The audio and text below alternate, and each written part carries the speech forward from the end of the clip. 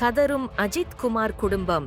அஜித் குமார் உடலில் 50ற்கும் மேற்பட்ட காயங்களா?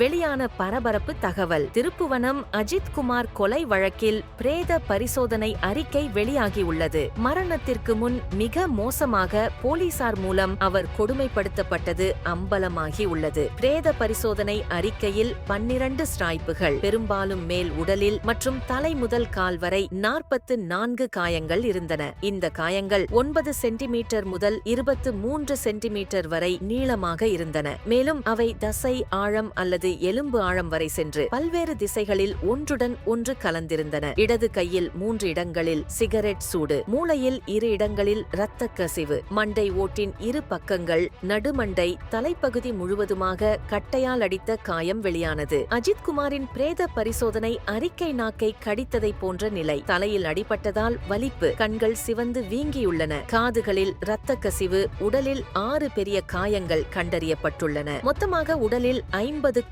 மேற்பட்ட காயங்கள். இதயத்தில் 2 இடங்களில் இரத்த கசிவு, கல்லீரலில் இரத்த கசிவு ஆகியவை அவருக்கு ஏற்பட்டு உள்ளன.